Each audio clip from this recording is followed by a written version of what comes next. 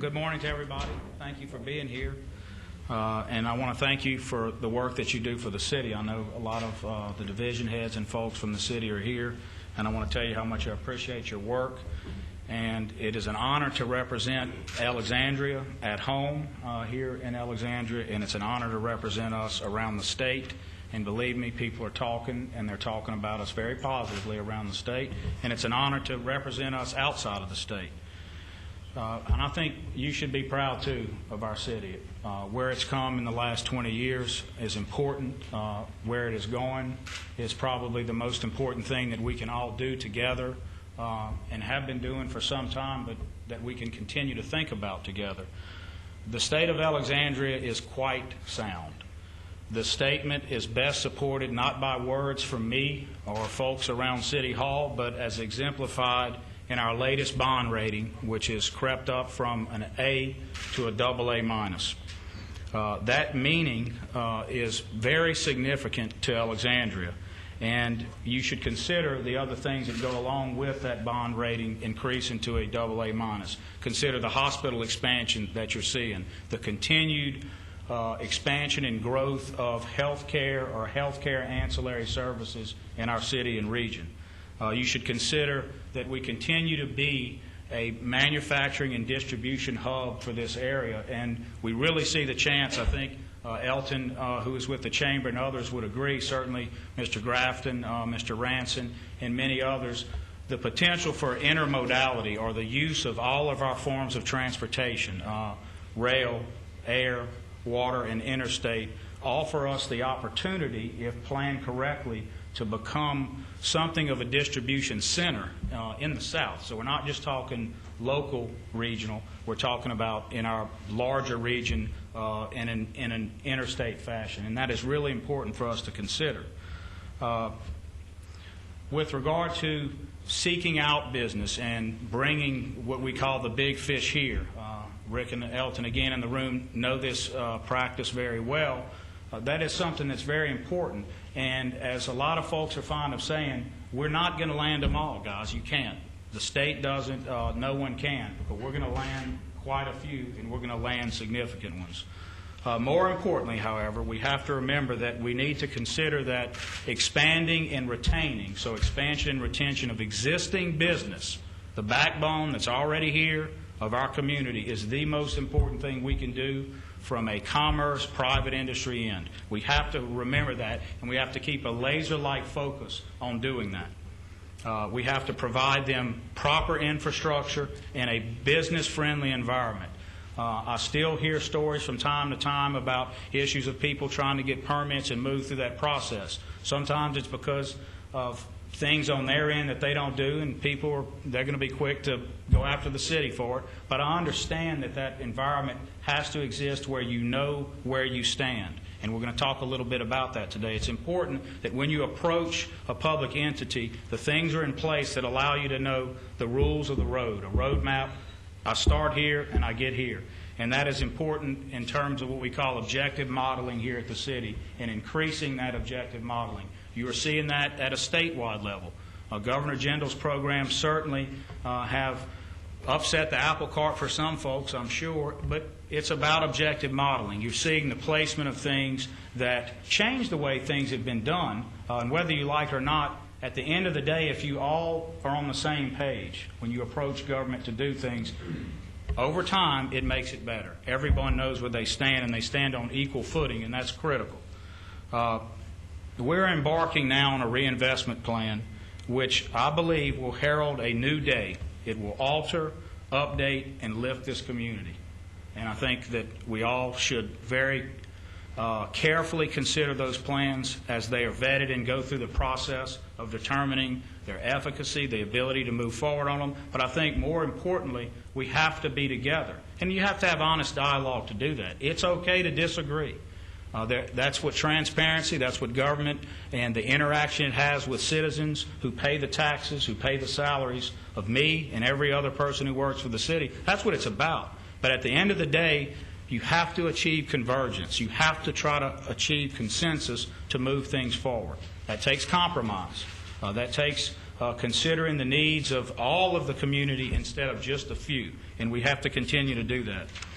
Our devotion to community and the whole must transcend the will of individuals, however. There are those who still wish to divide this community, and that will always be. In a city, in a state, in a nation, that's going to always happen. That's part of the freedom we have in our democracy to disagree and do things, but again, at the end of the day, we have to have those who wish to divide be less recognized than those who wish to put down self-interest and put up our community. And that's what this is all about. That's what we have to do. We must each contribute to our community to achieve that ultimate good that is a community. A real community with a shared notion of identity and common purpose. And we talked a little bit about this objective modeling. In 2 years, objective modeling and what I would call policy-driven planning have opened new doors and provided accountability in government action. Treating people equally and ushering in many changes is a direct result from that accountability. These changes make doing business here more inviting to outsiders. And think about it. We're a little micro version of the state. The first thing that those changes did, and I understand for some they may have wrought havoc, but the first thing ethics changes, tax changes did for outside businesses was give them the first idea, hey, maybe something's different in Louisiana, and it brings in outsiders. The same can be said on a smaller version for Alexandria. Now, at first, because some people were used to doing it one way, there's going to be a little pushback. That's to be expected. There's nothing wrong with it, and it's something that we can easily move through and work through, and it shouldn't be an obstacle to further growth. These changes make this, again, doing business better for outsiders. We're seeing those things with additional transparency, but I think there is still a need for more transparency in government decision making. Now, I'm not talking about the obvious. I'm not talking about simply open meetings issues and public records requests. I think those items are by and large met. I'm talking about the way in which planning and development itself occurs. There has to be accountability in that process.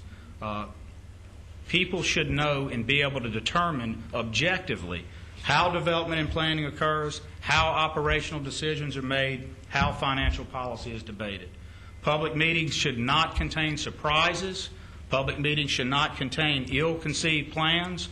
There should be a limitation on the amount of times things are added to agendas at the last minute. And I'm not talking about just at City Hall. I'm talking about everywhere. People should be able to look at an agenda, know what's going to be discussed that day, and get there and do it. Are there exceptions? Of course. There are items that come up that have to be addressed immediately. And in those cases, there should be a publication as to why. There should be the opportunity for public debate about that need, and we move forward. But again, meetings should be the result of well thought out planning which have been vetted and have been through objective methods and established normal channels of communication. That needs to occur. Objective modeling means there are decision-making tools in place to allow those seeking government partnering, services, and aid to know the rules of the road. Non-governmental organizations called NGOs, and I know we've all been reading the paper and seen all the discussions about NGOs, who got money at the state level and who didn't. We go through those same issues in Alexandria, precisely the same. We also have objective criteria to determine whether to do business with an NGO and what they provide. And we have to continue to make sure that we're looking at things from a public purpose standpoint and giving you, the taxpayers, a return on your investment. I never forget that every incentive or tax dollar we give is spending your money. It's not my money. It's every taxpayer in Alexandria's money. Planners and developers and vendors follow policies on new development. Again, this creates this more even playing field. But there is a lot to do, TW, in terms of unified coding. There's a lot of talk about that, from smart growth proponents to many others, what unified coding does. It's not about placing a new set of rules on people. It's actually about making it easier to do business. It's about knowing this is where I fit, this is what I have to do next. Meryl, we all have been through that, and we know that unified coding is important. And I'm going to tell you this. It is also a natural consequence that coding gets out of whack. Over time, in 20-year cycles or so, over time, different ordinances are passed and things become located in other parts of our code system. So every so often you have to come back in and unify your code. We've done it, I think the last time was probably in the 80s, maybe, and it's time to do it again. It's one of the big proponents, or components rather, of smart growth planning that you'll see from statewide groups. The governor and others will support that, and you'll see that push everywhere you look around at smart development systems, smart development coding, and so forth. Now, what does all that mean to you at home? Sometimes people think, well, that's just all government talk. What does it really mean? It means that if you're in business, again, you know the rules. It also means that as a citizen, you can depend on the fact that future infrastructure will hold up because it was built right and it was planned right to get there. That's what it means to you at home. It means when you put your tax dollar in there, you are getting a return on your investment, just like in any other business setting. You're putting your money up and you're getting a return on that investment. Our infrastructure, when we talk about planning our future, needs attention, ladies and gentlemen. It needs attention very, very much at this point, and I think that that's something we have all probably could do better about informing you and then moving down the road to getting those things fixed.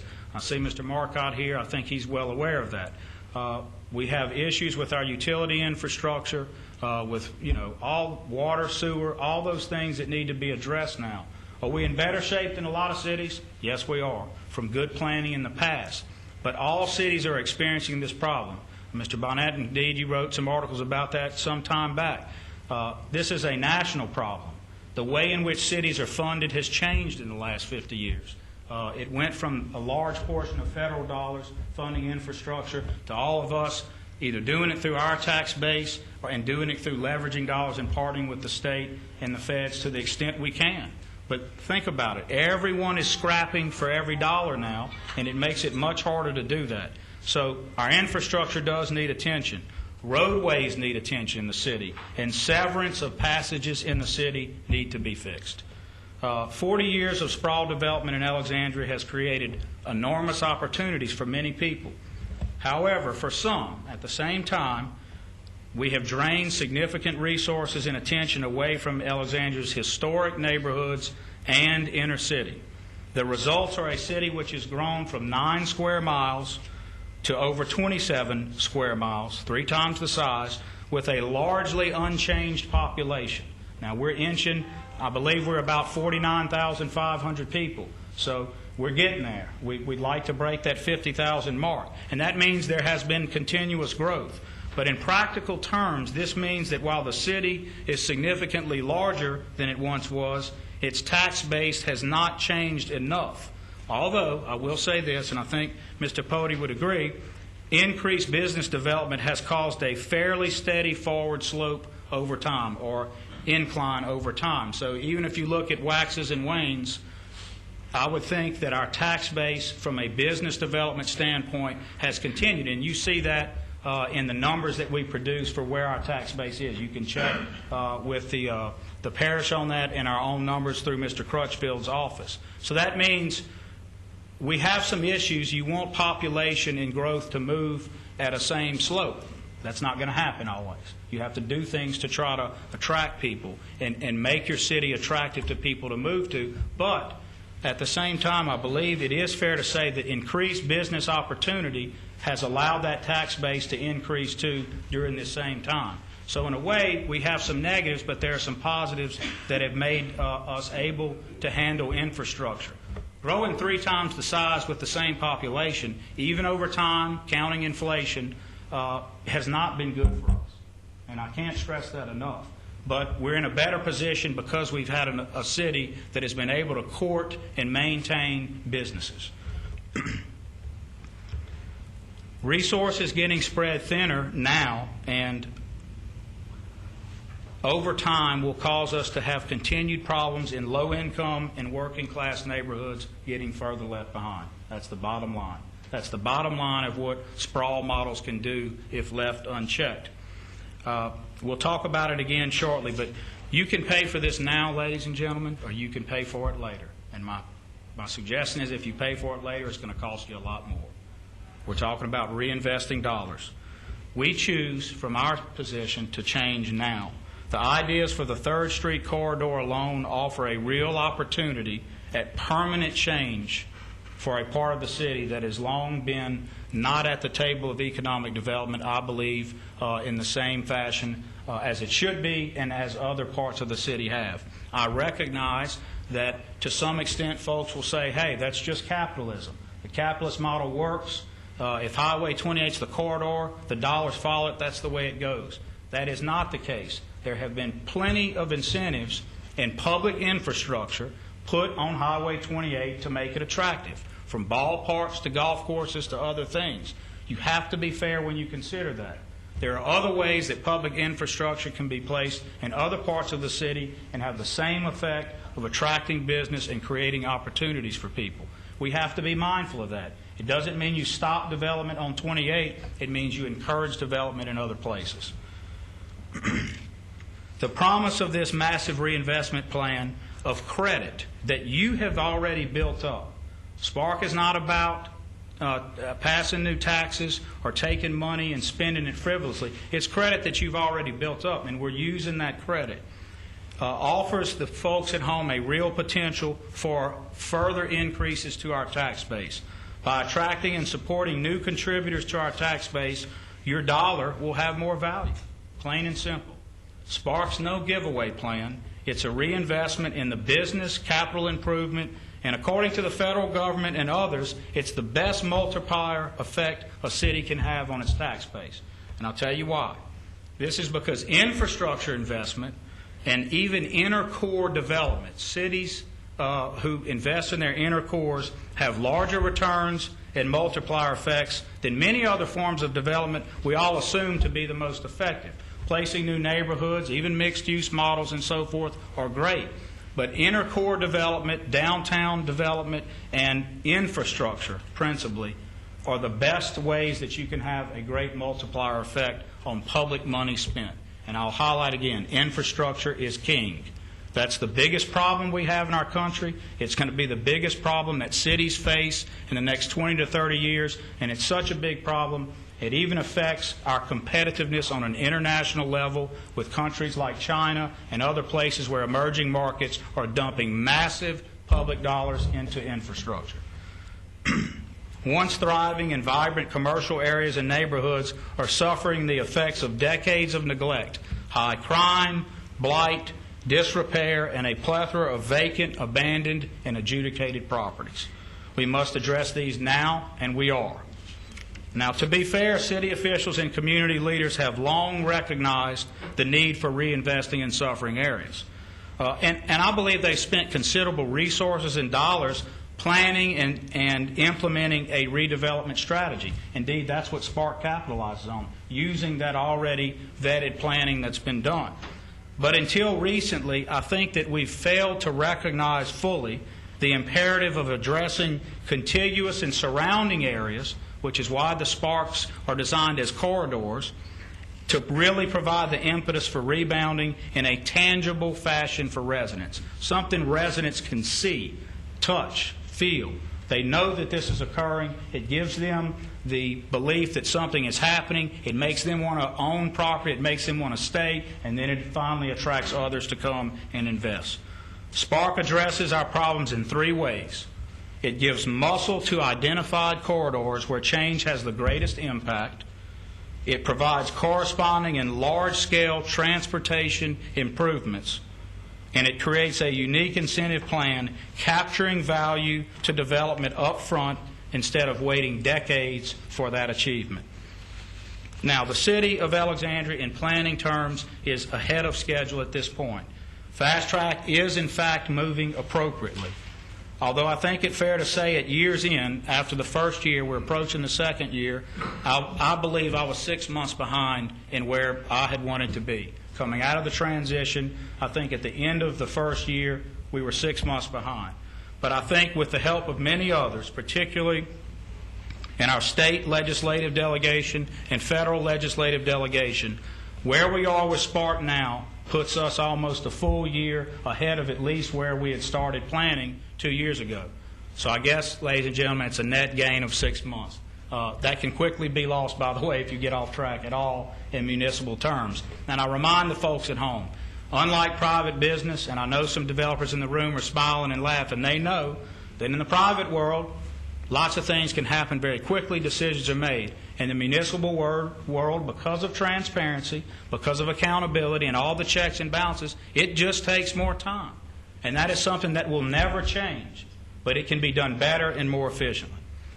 We seek to mitigate through Spark through strategic investments in transportation corridors, including 6th and 4th Streets, to reconnect our downtown to both the east and the west.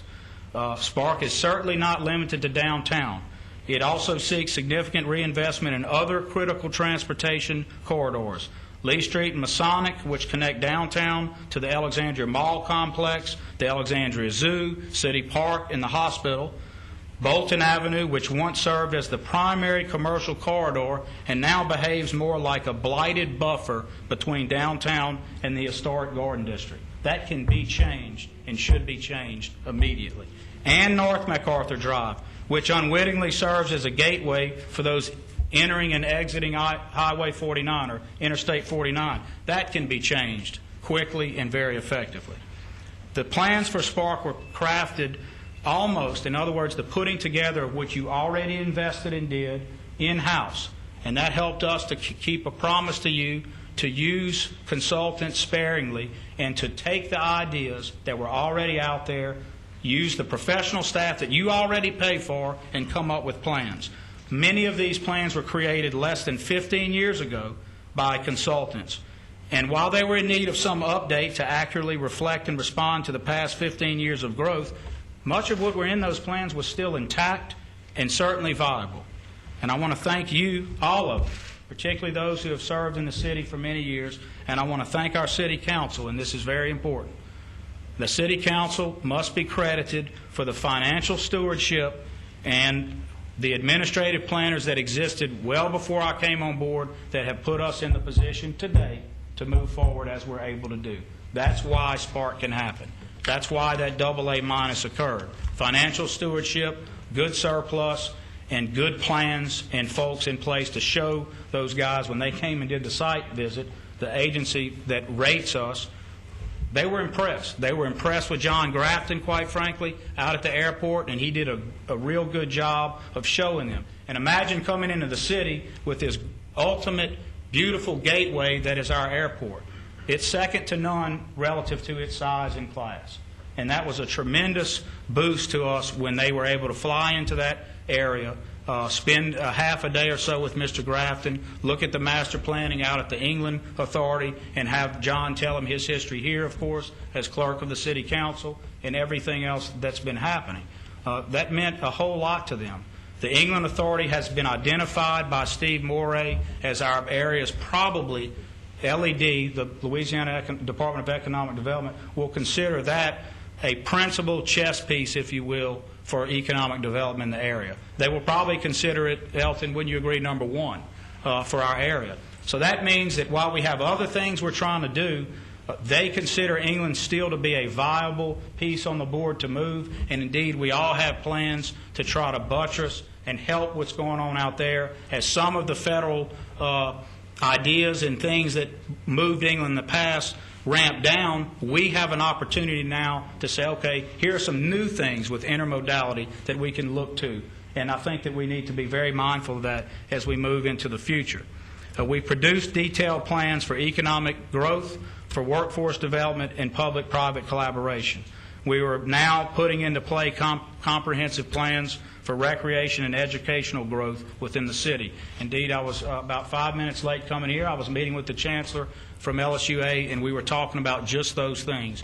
Additional enrichment to educational city collaboration, additional considerations about how the city creeps toward LSUA and how it will creep toward us with student housing and other things that could be on our horizon. We have to consider how infrastructure will meet that. Again, there are always notions about expanding us so that we do expand our tax base, but we have to think about how to smartly do that and pay for that expansion. I believe we have a model incubator in place here. We have a model small and emerging business program.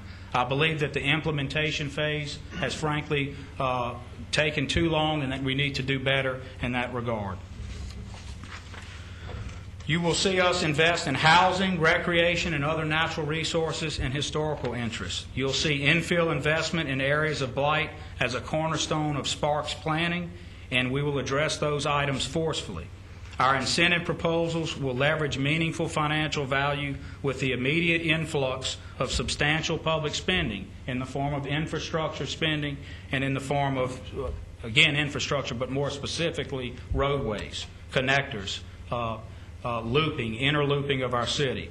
This creates the impetus for private investment on a large scale in these corridors, thereby leading to revitalization, investment, partnering, and real change.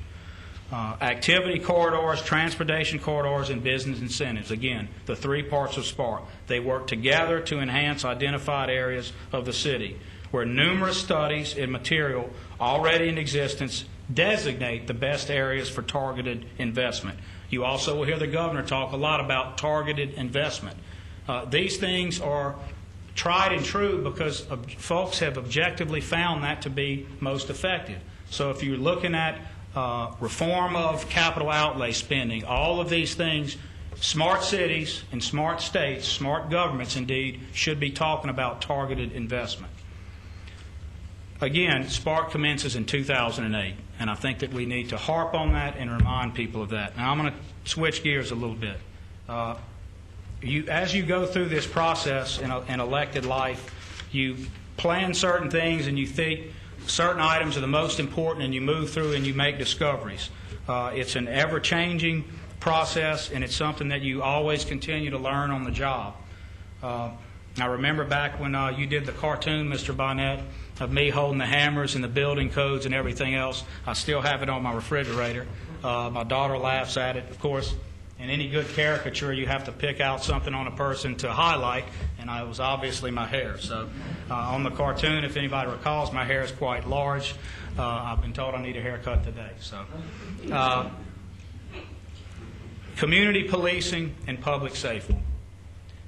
This is going to be hard to get through in some ways for me, but I believe that we need to address some very specific matters here. To make development safe and desirable, policing must be increased. That means having the right tools and the right dialogue. We will partner with the sheriff in new and innovative crime fighting and prevention activity. You're going to see a lot more of that in the future. We cannot allow people to live in fear of enjoying their home, their own home that they paid for with tax dollars.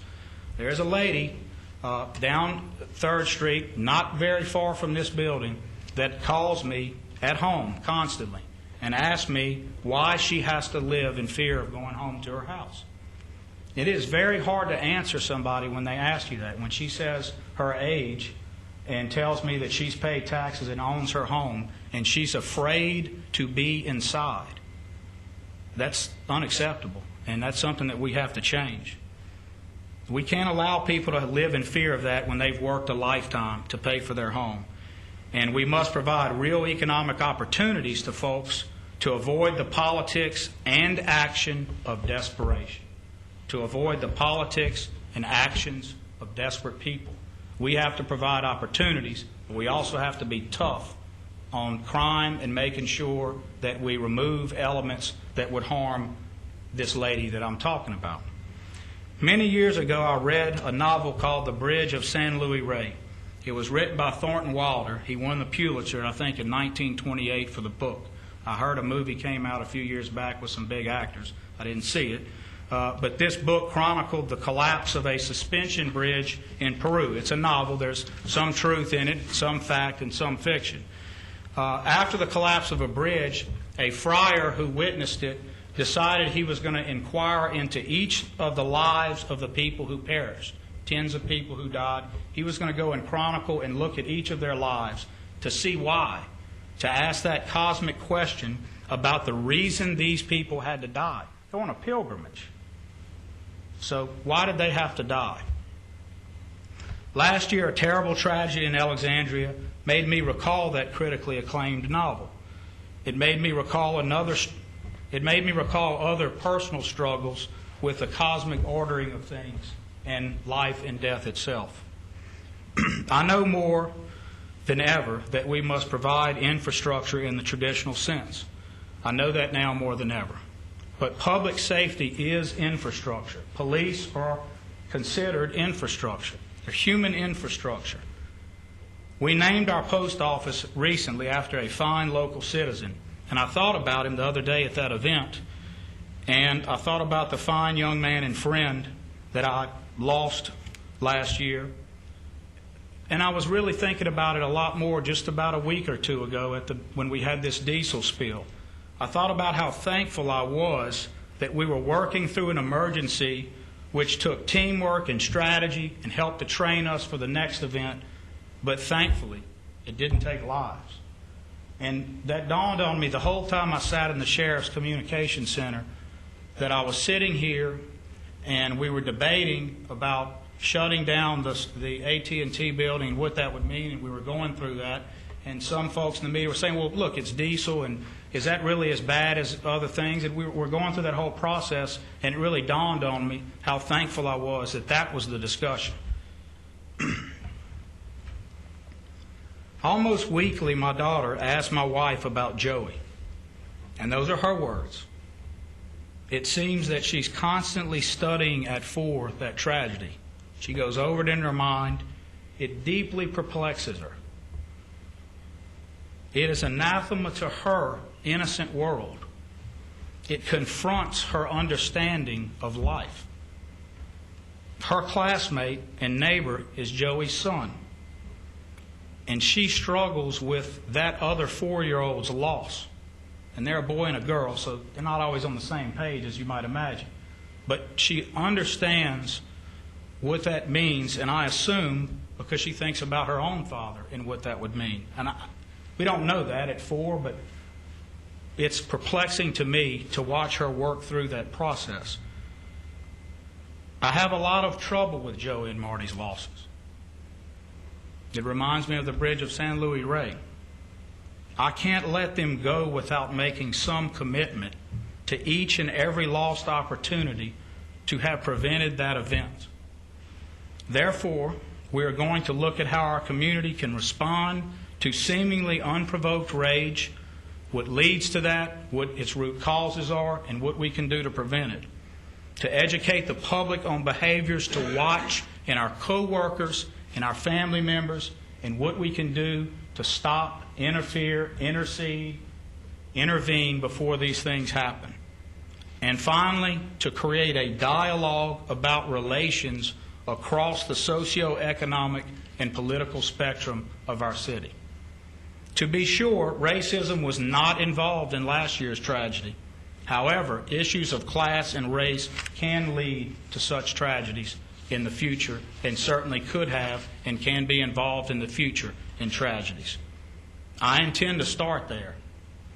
It is my intention that someone who has been a great service to our city in an elected and administrative capacity, who is currently the Human Resources Director, but will be joining Lisa Harris on our policy staff, to take on a position to help and aid in that endeavor. We have great hope for that new position. It will be called Deputy Chief of Policy, and it will be treated as a division head level job and the city's first principal diversity officer. I intend to issue a letter today to the council outlining those job duties and what it means. It will also have further analysis of the job description and what that job will do. This person I have immense trust in. His name is Joe Page, and he's sitting right back here. He has already organized the position into an effective, value-added opportunity for our citizens to interact with their government in a multitude of ways. The City of Alexandria has never had such a position, and it is timely to appoint such an officer as we approach and move into real community-based planning for Spark. Everyone who's affected ought to be at the table having a say about what we do. And that means those who have traditionally been involved in government have to give way and give room to those who have not. The administration is proud to announce its diversity achievements, and some of those will be gone over specifically in that letter to the council. We have a plan, It's called Diversity in Action. It was outlined in my inaugural address, and we have achieved hiring the best and brightest in nearly all of our diversity goals. And if the division heads and folks were to stand up, you would see a reflection of your city, an appropriate reflection, and know that the policymakers and those involved are doing their job and they reflect you. I get questioned a lot about how I think disagreements with the city council in my office or with city council versus city council and other people, how that affects the city. I think the media and pundits and political players can highlight certain issues, and it can sometimes lead us to believe that we're off course. We're not off course. We are guided by plans that have involved many people in this city at the transition time and plans before that. We are guided by our shared past and our heritage. Just because folks disagree sometimes doesn't mean that the city has no charting and is off course. As a matter of fact, when you see folks disagreeing, that's usually a sign of transparency. It's usually a sign of democracy at work. Be careful. Sometimes if you see no disagreement, everybody comes out, everyone's on the same page every day, that sometimes means that things are happening behind closed doors and not in the best way. It is a natural consequence for media folks and even some of us, I guess the insider baseball players that make up politics in the city, all the things that happen downtown, to highlight certain things. But you have to ask yourself what somebody on Harvard Street thinks, what somebody on Terra Avenue thinks. That's who you have to determine and be a litmus paper, if you will, for what's happening. We must arm ourselves, ladies and gentlemen, with education, and that means cultural education, academic education, spiritual education. We must work together, the council and the mayor, the legislative delegation, the chambers of commerce, and all other folks that are involved in planning our city. Even if there is disagreement, we have to move toward convergence. You have to move toward that goal. Doesn't mean everyone has to agree, but unless something offends moral compasses and other things, once something is decided, everyone has to say, if it's fair, let's toe the line and let's pull that wagon. That's tough to do. It's very tough, but it has to happen.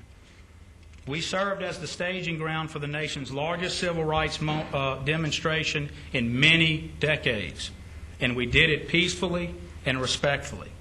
When a symbol of hatred was recklessly strewn behind a pickup truck, we reacted strongly and as a community. This is who we are. This is what we're able to do as Alexandrians. We are a diverse community, a community that works and worships together.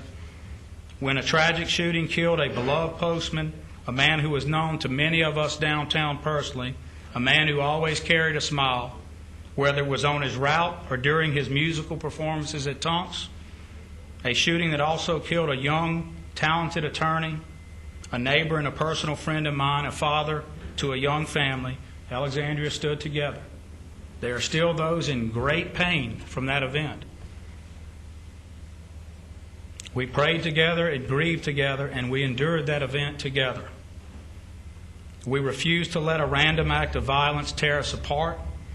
We refused to be paralyzed by the specter of that event.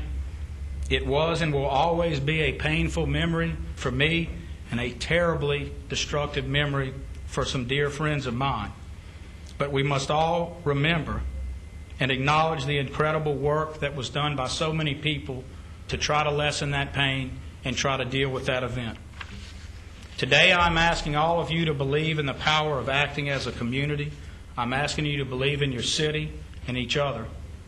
Believe in the possibilities of leaving behind a better future.